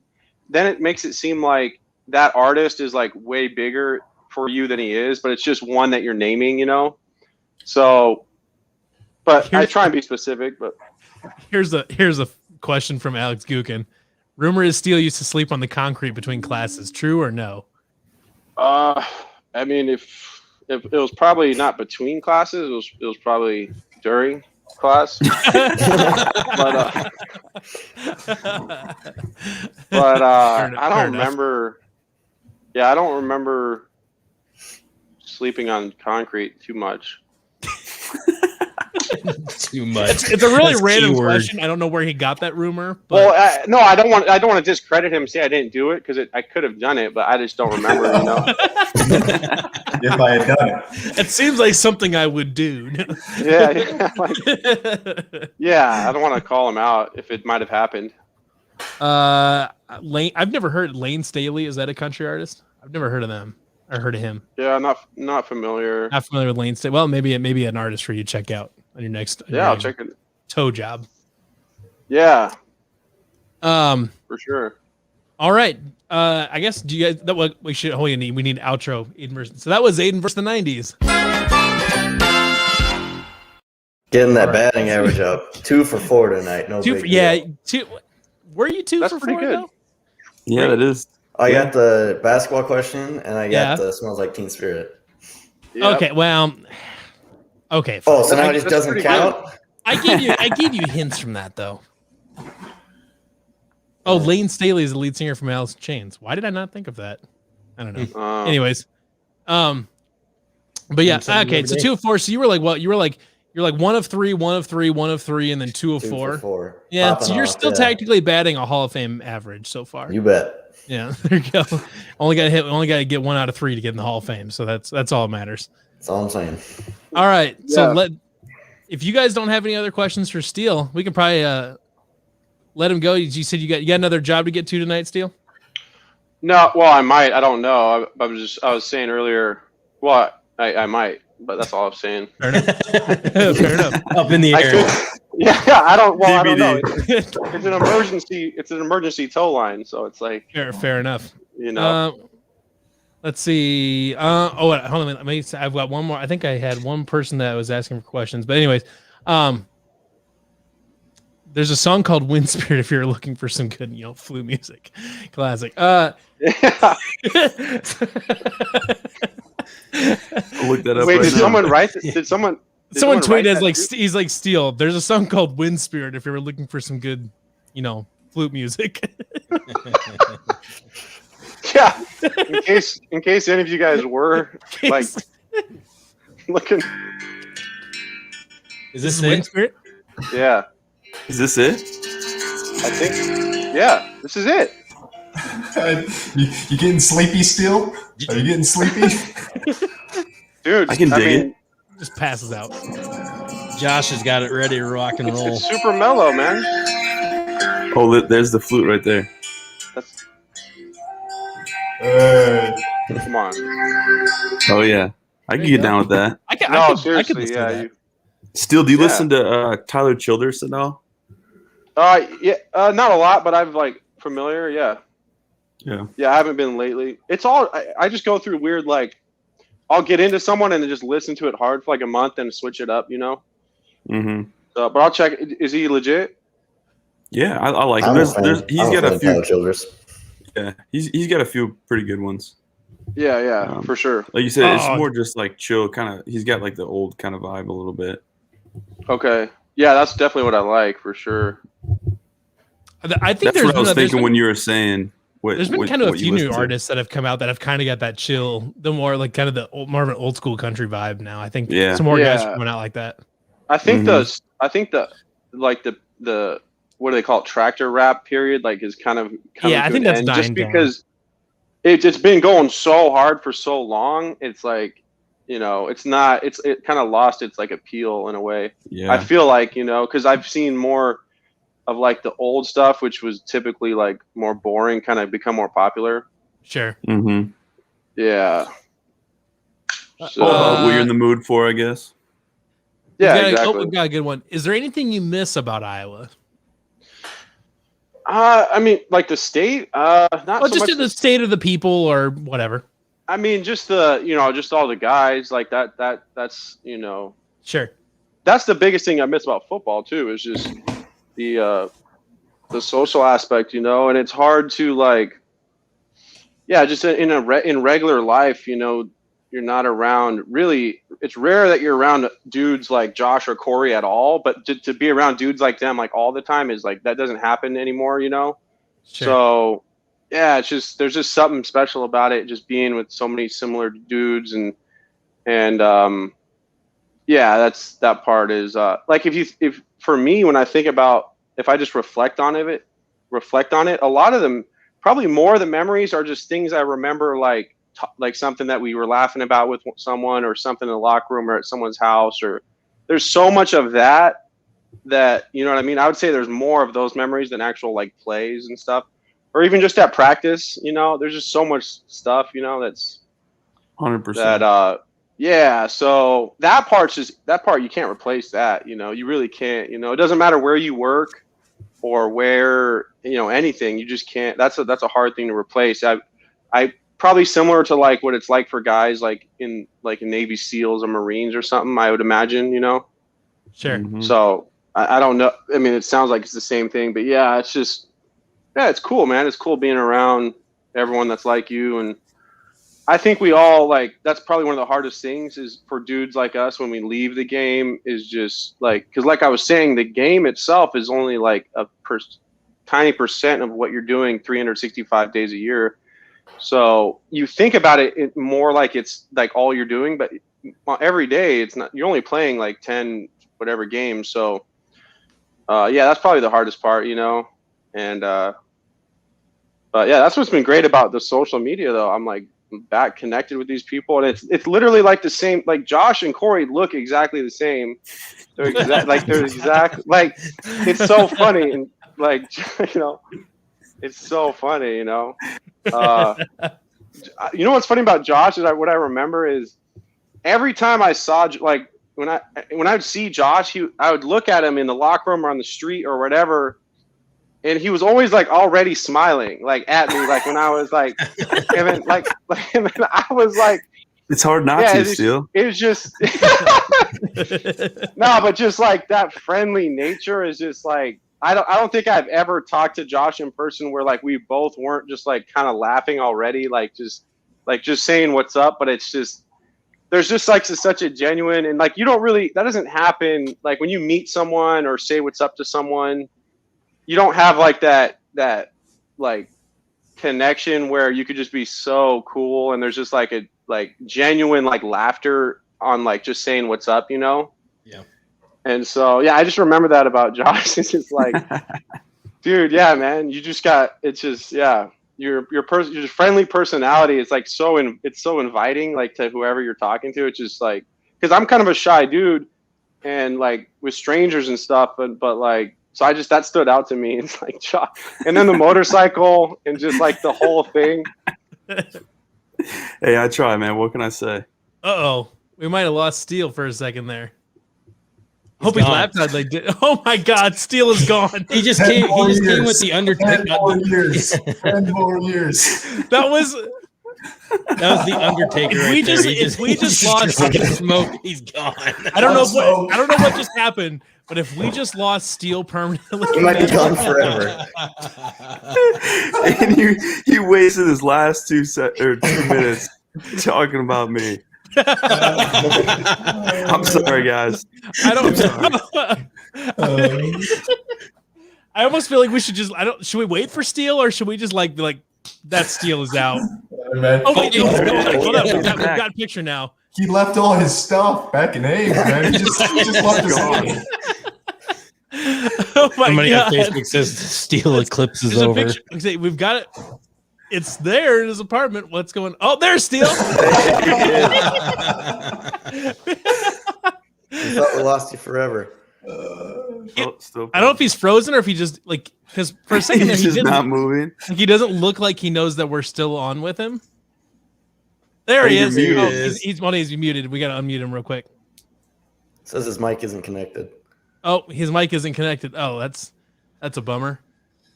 Did he take No sign language. Did he take his headphones out? What about There now? he is. Oh, Yeah. you got him? Yeah. Can you hear me Yeah. though? Yeah, we can hear you. Okay. Yeah. We thought you just decided to just whoop and just be gone again. No, the power I did, but that would be funny if I just did it like that. I was like, if Steele's gonna leave the call, that might be how he has to do it. He just up and once again just left his shit and just left the house. So, anyways, so you guys got anything else for Steele? No. Nope. No. Don't All be right. a stranger for It's been another good 10 years. catching Yeah, up, man. don't be a stranger anymore, Steele. We want Yeah. we want I don't to. think you understand how much Iowa State appreciates you. Yeah. Yeah, no, I mean, I'm plugged in now with the social, so I'm good to go on that. There you go. If you ever we'll if you ever decide to get a Twitter, let us know. We'll definitely retweet you and all that, so you can get good following and all that. All right, yeah. I'll tweet you one day, and then that's how you'll know. There you go. But you have to let us know. Like it has to be like a picture of you playing the flute or something like that, so that we know it's you. So there's it's like undisputable. Yeah, it's got to be indisputable evidence. Okay. I'll make sure. Yeah, I'll make sure it's no one can replicate it. There you go. Yeah, something Like, nobody can replicate. It has to be like live videos, so as people know that it's real. You have to like hold up a newspaper of the day and stuff like that. Everything. With the thing too. It's like this is real. It's like you're in a hostage video and you have to hold up the newspaper to make sure you're still alive. All right. Well, Steele, thank you for coming on the Nightcap this week. We really, really appreciate it. We're glad Yeah, it's a pleasure. we finally got to couple. So don't be a stranger. We'll have you back on again sometime. And please let us know if you're going to be at an Iowa State game, whether it's in Las Vegas or in Ames or whatever. Please let us know. We got to get you to the Iowa game this year. Get you to the Iowa game. It's in Ames. You got to be. Shit's going to get wacky then. You got to be there. Yeah, I mean, I don't have a connection, so I would probably let you guys know before I made any moves. We can get you. We can get you a ticket and whatever you need. We can get you all that. Yeah. All right. We got a tailgate for you too. I don't know if you have a tailgate. we or not, can work but- on those sideline passes. Let's see what There you go. happens. Josh Get can the hook us crowd up. going. Josh and Corey can work on the sideline passes. We got the tailgate for you. We'll get you beer. We can get you more than we can get you plenty of beer. That is not an issue. Yeah, I mean, that's not really. I mean, I don't need help like on that part of it. Just because. Doesn't matter. We're still gonna do it anyways. Okay, I'll get you a hot dog.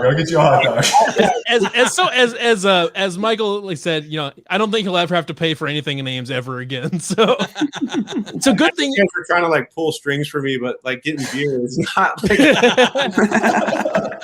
well, we just didn't want you to have to we didn't want you to come to go to the Hy-Vee liquor section and start offering season tickets in exchange for booze or something like that. Just like the college days, man. Get the 21-year-old to go buy you some booze. Yeah. Yeah, no, that'll be fun. Yeah, we'll do something like we'll try and make that Iowa happen for sure. That would be awesome. We'll stay in touch and we'll get you out here if we can. Yeah, for sure. All right. Thank you, Steele, for coming on. Thank you, Josh, for coming on and helping us out, helping us find Steele, and coming on, and Corey for just joining us out of nowhere. Got those answers. There you go. We got Friday, Steele. We got the Flexing Friday. And we got the rabbit hunting story that we didn't know we needed. We got that one, and that's really, Yeah. No, I like Billy. If rabbits be shaking their names, knowing that Steele's coming back. He flashes that piece at him. He knows. He just knows.